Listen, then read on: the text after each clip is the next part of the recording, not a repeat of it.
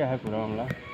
देखिए, ऐसा है कि मुझे कई दिनों से ये जानकारी मिल रही थी कि यहाँ ज़िले में बहुत बड़ा भ्रष्टाचार चल रहा है। किसके द्वारा चलाया जा रहा है ये ज्ञात नहीं हुआ है, लेकिन आज उसका स्वच्छंद प्रमाण तब मुझे मिला कि आज पीडब्ल्यूडी विभाग द्वारा जो अभी टेंडर हो रहे हैं उसमें एक कर्मचारी को यहाँ टेंडर बेचने के लिए डीएम ऑफिस में लगाया गया था।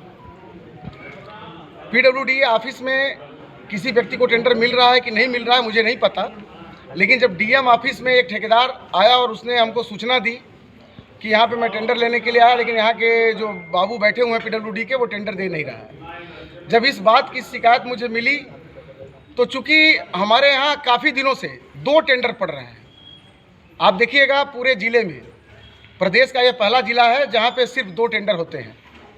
क्यों होते हैं? और उसका जो बिलों का जो रेशियो है वो होता है 1%, 0.5%, और जिसमें 3 टेंडर पड़ते हैं उसमें एक विधायक चकिया जी के यहाँ है और यहाँ कोई टेंडर मैनेज नहीं होता, वो शरीफ आदमी कहीं होंगे।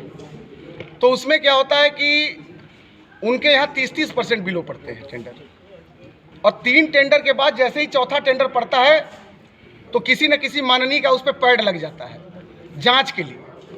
ये जांच नहीं होता है, बल्कि सीधे सीधे उस ठेकेदार को डरवाया और धमकाया जाता है। अभी आप विधायक जी का नाम ले रहे थे, कौन से विधायक? क्या जी विधायक जी का नाम नहीं, अब किस माननीय का पैड लगता है आप जाके जांच के लिए लोग भेजते हैं। मैं किसी का नाम नहीं ले रहा हूँ, चूँकि मैं किसी को जानता नहीं हूँ, ना किसी को देखा हूँ, लेकिन यहाँ पे किसके दबाव से डीएम ऑफिस में जब इस तरह का भ्रष्टाचार चल रहा है कि एक पीडब्ल्यूडी का बाबू बैठ करके और ठेकेदारों को टेंडर नहीं दे रहा है, अब इससे ज़्यादा क्या आप लोगों को चाहिए, जिसका सारे लोगों ने अपने शूट किया है। एडीएम साहब कह रहे हैं कि हमको जानकारी नहीं है कि यहाँ टेंडर बेचा जा रहा है, एसडीएम साहब कह रहे हैं कि हमको जानकारी नहीं है कि टेंडर बेचा जा रहा है, और वो टेंडर झोला में लेके बेच रहा है और कह रहा है कि हम किसी को टेंडर देंगे ही नहीं। कर्मचारी से आपकी बात हुई, उसने कुछ बताया होगा? बिल्कुल, अरे हम सबके सामने उन्होंने बताया। किसके इशारे पे रोका जा रहा है? अब ये तो आपका विषय है, आप चर्चा करिए और एक्सीएन से पूछिए, बाइट लीजिए एक्सीएन से। मामले को लेकर आप क्या कर रहे हैं? मामले को लेकर मैं यह कह रहा हूं कि अगर यही व्यवस्था रही तो मैं पिछले कई सालों से बार का प्रतिनिधित्व कर रहा हूं और चंदौली जिले को स्वच्छ और साफ और सुंदर बनाने की लड़ाई लड़ रहा हूं। 14-16 साल से लड़ रहा हूं और अपने व्यक्तिगत पैसे से लड़ रहा हूं, और यहाँ से लेकर दिल्ली तक मैं पैदल यात्रा करके चंदौली का विकास के लिए मैं चला था।